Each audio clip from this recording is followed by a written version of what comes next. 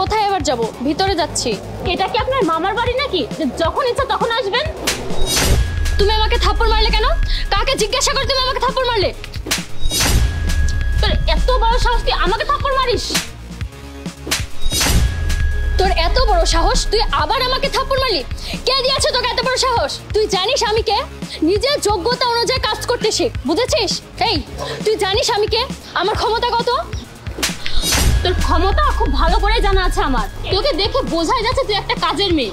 এই 2 টাকার কাজের মেয়ে হয়ে তুই আমার মতো ইন্সপেক্টর গায়ে হাত তুলিস? আরে তোর সামনেও আমার গায়ে হাত তুলছে আর তুই কিছু বলছিস না কেন? দাঁড়ান ম্যাডাম, এক্ষুনি আমি ওকে চুপ করাচ্ছি। তোদের সাহস তো দেখছি কম নয়। তোদেরকে কে রেখেছে এখানে? হ্যাঁ, সামান্য 2 টাকার পুলিশে আমার গায়ে হাত তুলতে আসিস? এই দারোয়ান, তোকে এত বড় সাহস কে দিয়েছে বল? সামান্য 7-8 হাজার টাকা চাকরি করে আমার গায়ে হাত তুলতে আসার? তোদের দুজনের অবস্থা এমন করতে পারি যা তোরা দুজন কল্পনা তো ভাবতে পারিস না। আর একটা কথা বল, তোদের দুজনকে এখানে চাকরি কে দিয়েছে? আচ্ছা, তোরা কি জানিস না কে আসছে আর কে যাচ্ছে? এই শোন, তুই আমাদেরকে কাজ শেখাতে আসিস না। আমরা খুব ভালো করে জানি আমাদের কি কাজ। তুই জানিস আজকে এখানে কে আসবে আর আমরা দুজন কেন এখানে দাঁড়িয়ে আছি? আজকে এখানে মিনিস্টার আসবে আর ওনাকে ওয়েলকাম করানোর জন্য আমরা এখানে আছি। আচ্ছা, ভালো কথা। তোমরা দুজন জানো তো আমি কে? কে আবার? 2 টাকার চাকর। আমি যদি তোমাদের দুজনকে এক্ষুনি আমার পরিচয় দিই না, তাহলে তোমাদের দুজনের প্যান্ট ভিজে যাবে, বুঝতে পেরেছো?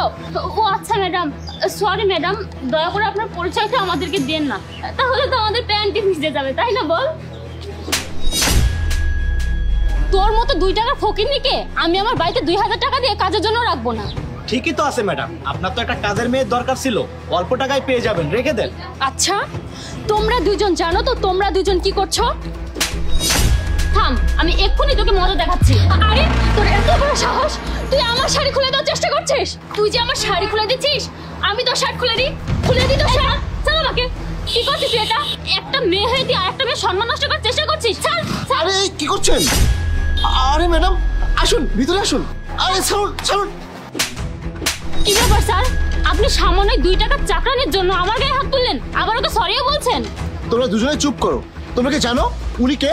উনি হচ্ছেন মিনিস্টার, আজকে আমাদের chief guest. I am really sorry madam, please আপনি আসুন, ভিতরে আসুন। আরে জাহিদ সাহেব, আপনি এদের দুজনকে কোথায় থেকে নিয়ে এসেছেন যারা ম্যানারের কোনো মানে জানে না?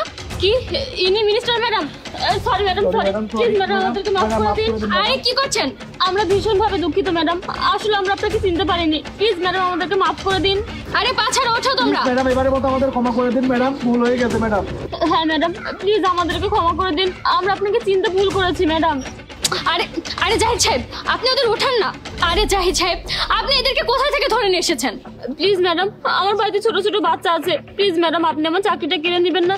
আমাকে দয়া করে আর একটা সুযোগ দিন। প্লিজ প্লিজ ম্যাডাম, আমাদের এবারের মতো ক্ষমা করে দিন। Please madam, please. আরে ম্যাডাম বাদ দিন তো, আপনি আসুন, সাইড থেকে চলে আসুন। প্লিজ ম্যাডাম এবারের মতো ক্ষমা করে দিন ম্যাডাম। আরে ম্যাডাম কোথায় গেল? মনে হয় ভিতরে চলে গেছে। এবার আমাদের কি হবে? এবার তো শিওর আমাদের চাকরিটা চলে যাবে। কি ম্যাডাম, চাকরি চলে যাবে মানে?